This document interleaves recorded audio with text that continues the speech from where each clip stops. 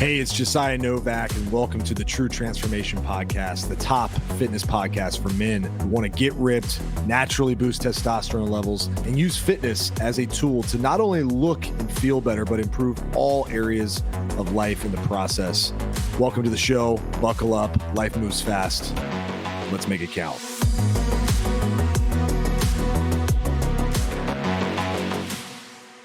All right, brother. We're live. Yeah. So, hey, I think the way I discovered you was before your UFC debut. I want to say there was a story that came out about an incident you were a part of where I think you may have died multiple times or something, right? What happened exactly? So I was like drinking, I was drunk, smoking, and then I just end up taking like a viral acid and like overnight the shrooms, and I'm all tweaking. I'll say, "Oh, I need to go home," but not to my house. Because I was at the mall trying to sell this phone so I can get more weed, and then I was too high and I couldn't sell my phone. It wasn't working, so I just dipped, went back to the house. Then I'm like trying to watch the TV, right? And everything just way too much at this point. It's hitting me. And my friends keep walking by smiling. And I'm like, what the hell? They plotting on me. You know how You're just getting super paranoid. Yeah. And then I go in there and I was like, these guys are making no sense. They talk about nothing. I was like, I don't even know I'm hanging out with these dudes. So I went back in the living room. And then I'm trying to watch the show, and I'm clicking that show and I'm trying to get through it. And then demons show up. And then like I end up passing out, cracking my head through a window, then fighting 6 cops. Yeah, I'm sure the cops enjoyed a UFC level fighter on acid or whatever. I was young then. I was just like 19. So were you in college then? Yeah, I was coming off my freshman year of college. Oh, okay. So then the cops come and I think was it your throat that got slit, right? It was my eye. It was gushing blood. My head.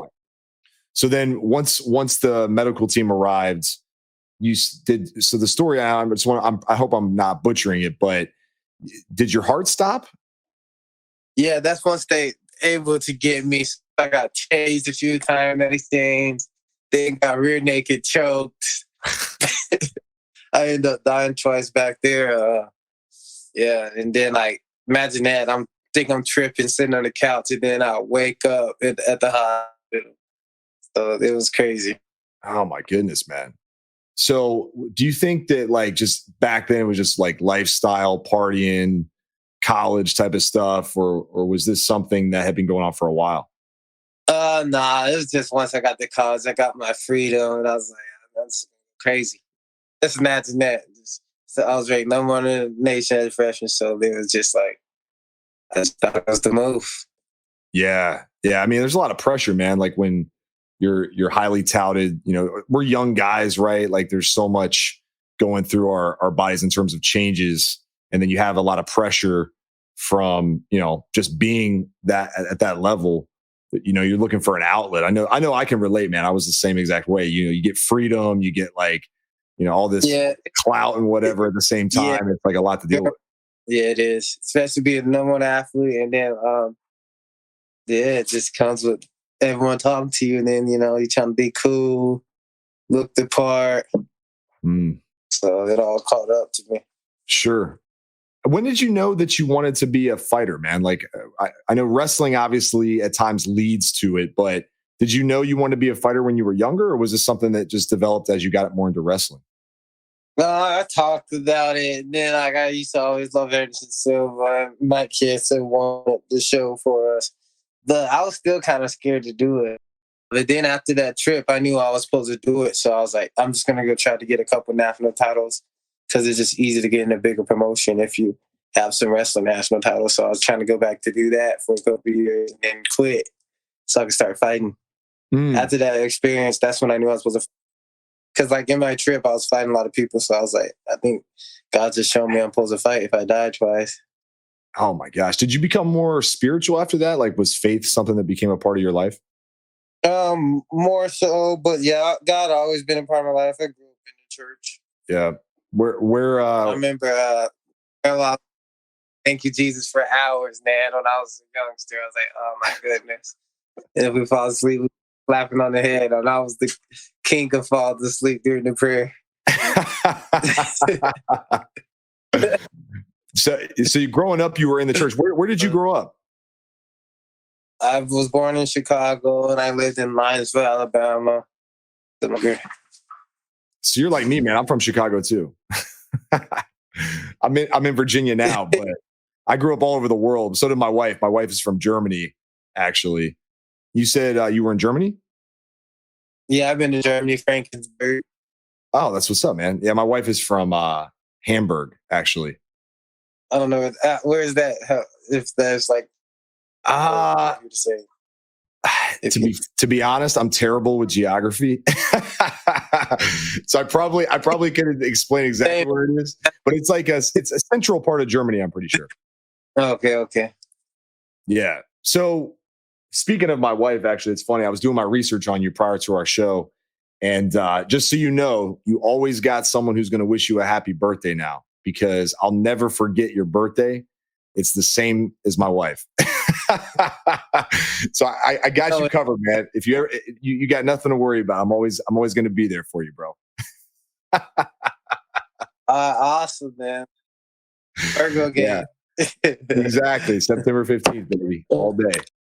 So I'm curious. So how did you get discovered by the UFC? What did that look like? How did that process work? I was just being smart about my fight selection. And I knew once I went pro, I was going to take it more seriously. And I was like, I know what UFC likes. They like excitement. So my thing was like, I was going to let a fight go to decision. Even as an amateur? As an amateur, no, I didn't really care then. I took like 2 amateur fights. So how did the UFC find you? So you were just fighting as an amateur and then you got discovered, or how'd that work? No, once I went pro, I was doing good, and I was, like I said, I would make sure I wasn't going to decision.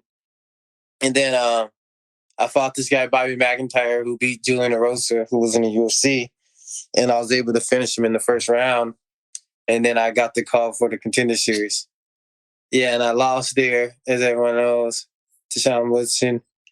And then I lost again to Derek Minner. Just being dumb and young, like, both of those fights I shouldn't have fought, honestly. But really? Why you say like that? I said, I was prideful. Just bad, like a bad style match? I had a torn labrum, actually training during the Contender Series when I was going with Mike Kiss. Like when I shot, he landed right on the blade of my shoulder, and it went down into my armpit and popped back. And I fractured the ball of my shoulder, I found out, and tore my labrum. So you were injured. So you should have let it recover prior to fighting. Yeah, and every time I thought I was going to get better, and then when I fought Derek Minner, he pulled my arm when he got me in triangle, my whole shoulder was out of socket, and it was like stabbed me in my neck, low key. So I was like, damn, I'm about to tap. Screw it, I don't really care. Like I said, I was being prideful. I thought I could still beat these guys even if I was hurt. Yeah. So even though you lost on the Contender, though, you still got a contract. No, after I lost 2 in a row, I just got my surgery, and it was all perfect because COVID hit. And then I went to the MMA lab in Arizona, and I just focused strictly on stand-up. And then I came back home and joined the Warrior Camp team here. And then Pablo worked my stand-up too. And then, sure enough, we rattled off like 4 knockouts in a row, all in the first round. Oh, okay, gotcha. Yeah, so this is all prior to your actual UFC debut. Then when you fought, I think a guy named Matt, right? Yeah, Matt Favola. Yeah, this was all before that. I had 2 17-second knockouts in a row. Back to back, 17, then 16 seconds. So then I knocked out in a minute, and then we got to Favola, which was one of the fastest that year. It's still the fastest, right? In lightweight history, it's 7 seconds, right? Yeah. I remember watching that. That was crazy, man. Yeah, that's how I knew God was on my side. 7 seconds to kick there. 7 seconds to put him in to sleep. So, Unbelievable. Yeah. So now since then, though, you've become known for these quick finishes, right? In fact, I mean, you only have one loss in the UFC, but I was watching that fight against Drew Dober and I thought it was over within the first like 30 to 45 seconds. You were smashing him. And so now you've kind of become known for this. That was crazy. They stopped it. I still don't like the stoppage of that fight because if they stopped it right there, they should have stopped at the beginning because Lee Saw was protecting my face. How's Dan defending himself? I punched him in the face like 30 times in a row. Yep. I thought the fight was about right on his face. Yeah, but it's all good. We get better then, and as you see, I'm picking my shot, taking my time, and we're ready for 3 rounds. So, like, if he ever wants to smoke again, I doubt he does, but he knows what happened. Yeah, I don't think he does, man. I think he had enough. I actually thought that fight was going to get stopped when you were smashing him, and then they stopped it with almost you taking less damage than what you were handing out to him. I know, and I was literally blocking everything. Could barely reach my face with his arm.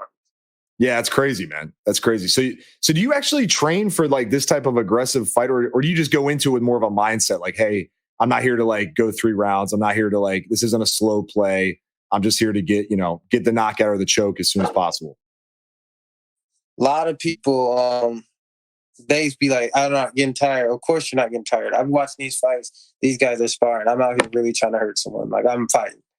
Those guys sparring. I'm really trying to get you up. Like, what's up? Do you see me? I ain't taking a step backwards. I went forward. Like, what's up? Yeah, no, it's an exciting style, man. I think it definitely starts to build a huge following behind you, right? Because people like that style. People want to see action. They want to see, for lack of a better term, they want to see like blood, basically, right? So they know that if you're fighting on the card, at worst case, it's going to be an exciting fight, right? Like at worst, it'll probably be a crazy finish. You'll probably knock someone out or choke someone. Exactly. Like I tell people, I made the adjustment, the changes. I'm picking my shots. And like I said, I'm just going to let the finish come to me. Whether that's the first, second, or third round, I'll make sure I'm ready for it all. Yeah, I love it, man. Yeah, you're one of my favorite fighters to watch. So I know at the end of your last fight, you called out one of the bigger names, at least like one of the hot names right now, Paddy the Baddy from the UK. By the way, that guy needs to learn how to diet. I don't know what the hell's going on. Like this guy, this guy needs to learn his off-season diet pronto. But anyway, so you called him out. Do you think the UFC is going to give you that fight? Nah, I'm not tripping on it. It's a lot of money in him, so they got to keep him hot. They know if he goes against me, he's not. So yeah, you got to wait till we're both ranked. Yeah. Marketing is a bitch, man.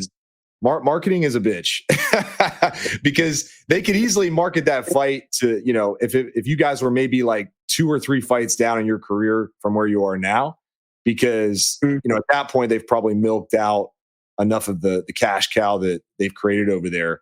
But in my head, if they match him up now, like they're basically feeding their UK superstar to someone who's going to probably wreck him within the first, I don't know. Watching Styles, I feel like you're probably ending that fight pretty quick. And I think deep down he knows it too. That's why when I seen my name brought up, he kind of like avoided. He talked about followers, brother. It's funny, man. Yeah, he did. It's funny, man. I didn't know this was WWE. I thought this was UFC. I even talked. That fight's going to happen at some point if he keeps winning, obviously.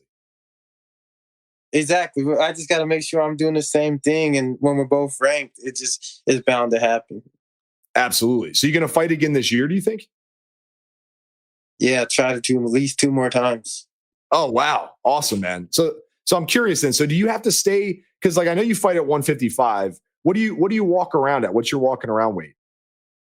I get up no bigger than 185.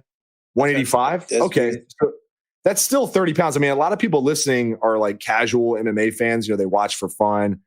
They don't know a lot about like weight cuts, but like 30 pounds sounds to a lot of people like a lot, right? Like But how much of that Yeah, is but water weight the last week or so? once I'm locked in, I be walking at like 175. Then I'll get to 170, and then it's pretty easy cut. Got it. So you watch your diet most of the time, or you let yourself like have some flexibility? No, well, once I'm in like the camp, but once I'm training like hard, I'm walking like at least once a day. I'm walking at like 175, 180. Got it. What's your So diet like right now? Like, so you're in between fights. You just had a fight, so you're like still kind of coming off that one. What are you eating now? these Gummy bears or gummy worms? Popeyes chicken. So you just eat whatever you want right now. Like you're not worried about it. Yeah, I'm not worried about it. Plus you had a newborn, man. So you're not sleeping. You're probably got cravings through the roof. Yeah, I'm eating everything. You think I'm baby. Yeah. So, but you still working out though, right? So do you like post fight? Do you take time off from working out, or you give yourself a rest, or what do you do? Week off? I start back today. Nice. So when you start back, what is your workout schedule like? Are you just doing like sport specific? Once a day. Once a day, just like rolling, fighting. What does your schedule look like? Yeah, either rolling, striking, or strength and conditioning. I started back again on Tuesday, so I'll be doing 2 practice Tuesday, Thursday, and Saturday. But mostly just one. What's your favorite part of training? Like, do you like the strength and conditioning stuff, or you prefer like the technical sparring and rolling and all that? I like piecing people up. Hell yeah, man. I love it. So how often do you spar like right now? Is it just like once a week, or do you do it all the time? Once a week. Okay. And then as you get into camp, how intense is camp? Like, do you eliminate distractions? Like, cause I know you have a newborn, but like, are you the type of person who's like a monk in camp? Like nobody bother me? Or are you like chill, just having fun? Like, what is your style? I don't even stress it. I even fall asleep before my fight. Oh my! I gotta. So you got a lot of people, because I have a lot of followers on Facebook that are excited about this interview. So they have all these questions. So one of them was like, "What's your mood like before a fight?" So you fall asleep before a fight? Fall asleep before my fight. I just be chilling, honestly, because I'm seeing in my head. I already told myself, and it's just not in me. It's confidence. I'm confident. Yeah. In what God given me, and I'm confident in the work ethic I put in. Dang, man. So have you always been like that, or did that change over the years? It just got easier over the years as competing. Yeah. Like just realizing I belonged there was just like issue. Yeah. And then once I realized that, and then before I even start fighting, I was like, damn, man, if I can become top in the nation, I was like, I can do it fighting. I was like, I've been different. I've been beat over 300 men in wrestling. I've competed against strong people, and I've always been different. I just kept that in my head. So I always just remember that. Yeah. Oh, man. Yeah, that's crazy. So when you wake up from a nap pre-fight, do you take any like pre-workout or anything, or you just get after it? I just eat a little bit, then we start getting after it. I do like 3 rounds hard in the back, and then just bouncing, and then get out there and go do the dance. Oh man! So what's it like walking out? Like what was the feeling walking out in front of fans? Have you walked out in front of fans yet? Have you been in front of a crowd at all? I have. Yeah, only one fight. They need to get me in the crowd again, man. I just need to feel that energy. Yeah, man, dude, you got to do Madison Square Garden. Yeah, that's the card, bro. Madison Square Garden. Yeah, exactly. When I walked out my debut on Israel, the signing card, yeah, I just knew I belonged. I could feel it all. I was like, this is me. Hell yeah, dude. Hell yeah. I love that, man. And nothing never felt almost everything just felt right that fight. And then when I went out there and did that, I was like, damn. I was too excited. I almost blew my kneecap out. Oh yeah, I remember that. That's right. Me and my brother were watching, and we we're big football fans. We've seen guys do like, football celebrations where they're jumping up and they bust their knee when they land, right? Because they're too excited or whatever. We saw you do that, and I was like, no. I was like, no way in hell did that just happen. You just fucking knocks someone out in 7 seconds, and then his knee gets busted on the celebration. Was your knee okay though? It was fine? Yeah, I strained my calf. I wasn't able to flex my calf for like a month. Oh my gosh, dude. That's crazy. That's crazy, dude. Obviously, like your body's probably so like jacked up at that point, and like you're probably just exerting so much force jumping because you're excited. Your body's like, what the hell are you doing? No, I sent the picture. I look like a little frog up there. We were crying. That's wild. So do you have like anything you do to like routine wise fight day or fight week? Like I know some some fighters are superstitious. Sounds like you're not, but like, is there anything you do that's like just like a normal part of your routine, like a certain meal you eat before the fight or anything you do that's consistent every time? No, everything's always different, honestly. I should be like 175 before my fight. 10 pounds up from, or excuse me, 20 pounds up from weigh-ins? Yeah. That's crazy, man. That's crazy. So that process of making weight, is that hard for you at all? Like, do you think you'll fight at a higher weight class at some point? Eventually, yeah. I want to do 155, maybe 2 more years, and then just bulk up, take like 6 months off, get swole, go 170. Yeah, go fight Chimaev. Yeah, fight, huh? That'd be awesome fight, man. Oh my gosh, that would be insane. That would be an absolutely incredible fight. Wrestling is nasty. Like I feel like I took it over easier than Islam did. People don't even notice that. They really watched you fight. Anytime I took them down, it was with ease. Yeah. You made it look easy. I mean, I feel like you haven't even gone into deep waters with anyone yet. Like, I don't know if anybody could handle more than a couple rounds with you right now with where things are, at least from what I've seen. I agree. If I can get, like I told myself, I can go 3 rounds hard, I could be any man on this planet, and that's what we're trying to get to. Yeah, man. That's so. Do you feel like conditioning wise, is that a strength for you? Like, because I know some guys, they're guys who are like, if they don't get you out of there within the first like couple minutes, like they start to tank, right? Their conditioning goes down south like really quick. Do you feel like you have conditioning, you just haven't had to use it yet, or is it something you need to work on? And what I need to work on at first, because I was getting too comfortable, just because like I knew I could like beat up like at any time in the first round.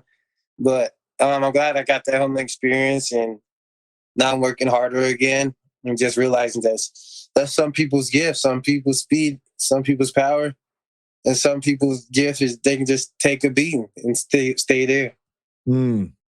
Yeah, you seem like, I mean, because like I think this last fight, there was a moment where what's his name? I think he may have landed a kick or something like that. It was pretty flush. It was not a kick, it was a punch, I think. It was pretty flush, but it seemed like you took it like it wasn't even a factor. Like you feel like you have a pretty good chin too?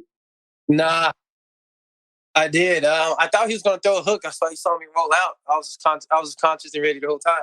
He started to throw again. I slipped back. He almost fell over. Like, yeah. Honestly, it hurt my nose, though. My nose was leaking, but it didn't faze me.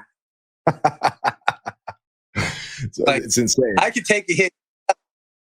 I got a thick neck, so like my head never really moves, so like it helps. Yeah, absolutely. So you had when did you have your son? You just had a baby. So how close was that to your fight? August 9th, and the fight was August 6th. Wow, awesome, man, awesome. So has that changed things for you? It made me want to just show like not only that I'm a professional, but I knew there was no way I was walking out or any night from here on out. Yeah, no, I mean having kids is an incredible new chapter, man. Like, especially since you got a boy, like that's that's every father's like dream, man. Get your boy out of the way. Now you have your legacy. My son needs the Versace shoes, all that, man. So I saw you guys got to get beat up. I could tell you got to taste. He always grabbing my chains. Yeah, he's a man. It's okay to have expensive taste as long as you got the work ethic for it. Exactly. I want to show him that, man. And he's going to be able to see that all his whole life, that nothing comes without sacrifice and hard work. Absolutely, bro. So who do you want to, I know we talked about Patty, but like, let's say that fight doesn't happen. Is there anybody else on your list that you'd want to fight? Bader Riddell, Jim Miller, Bobby Green, Joe Zaleski. Just all those fights excite me. And like, no, it's never disrespect for me. It was just, I think those fights just make sense to me. Yeah, I agree, man. Those are all great fights. I think Jim Miller would be a cool one too, because he's got to be close to having his last fight. I know he just beat Cerrone, but like he's got to be close to like seeing himself out, right? So that would be a good way to send him off, just beat his ass. That would be kind of messed up, though. I don't know if the UFC is going to give you that one. No, they did know it's a good dude. Any of those other fights, yeah. Bobby Green's very interesting because he fought, he stepped in to fight Islam last minute. I knew Islam was going to beat him, just that style. I mean, Islam's wrestling against him is just too much.